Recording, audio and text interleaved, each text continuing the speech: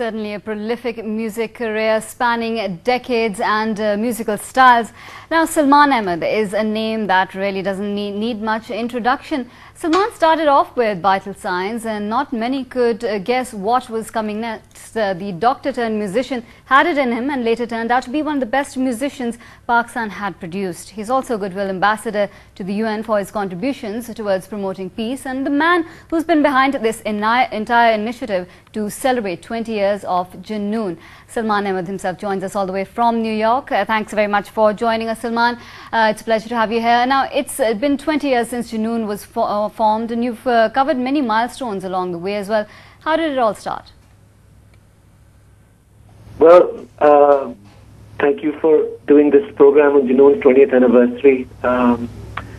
First of all, I'm grateful to the grace of God for the recognition that Junoon has got in the world and in Pakistan. Going back to the formation of Junoon, it was really a whisper in my heart because I graduated from King Edward Medical College. My parents wanted me to continue being a doctor.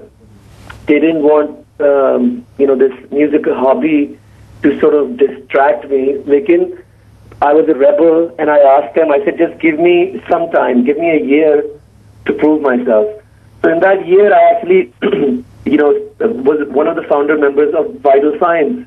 And I asked my parents, I said, just give me a little bit more time.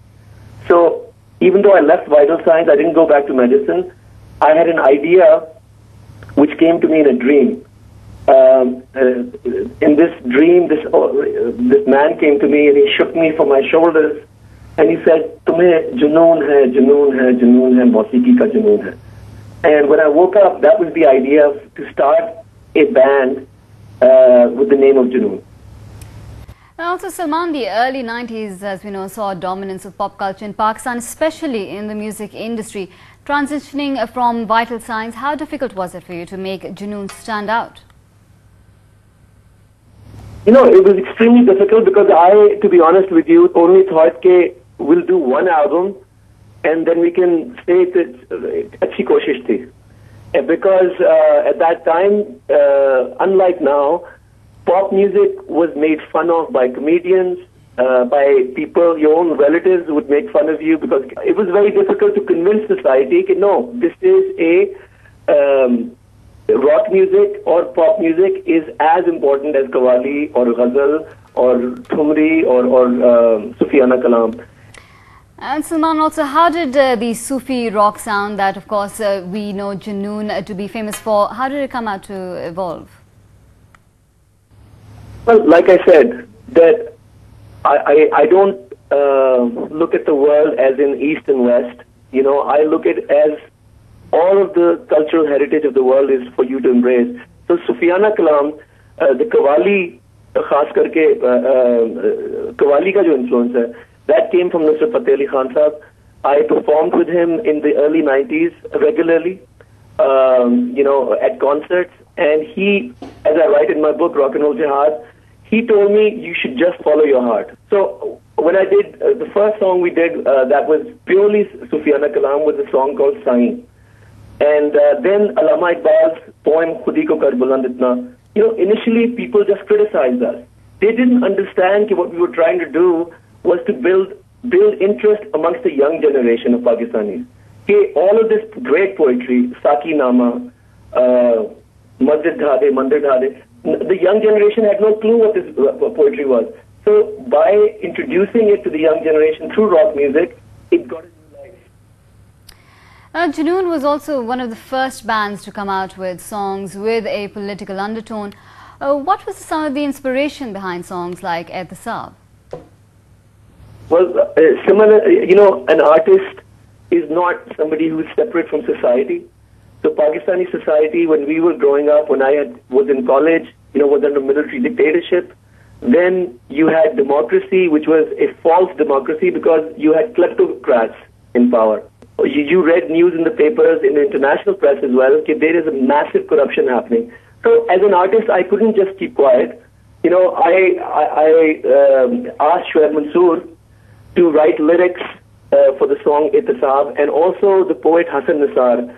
He wrote a very powerful, edgy poem for Ihtisab. I recorded both those songs, but Hassan Nisar's Ihtisab wouldn't even be allowed to be recorded, so wasn't released. But Shoaib Mansoor's Ihtisab was recorded, and he made a video for it as well. The thing was, we got banned. Junoon was banned for like 5 years by different governments, but we survived because of our fans.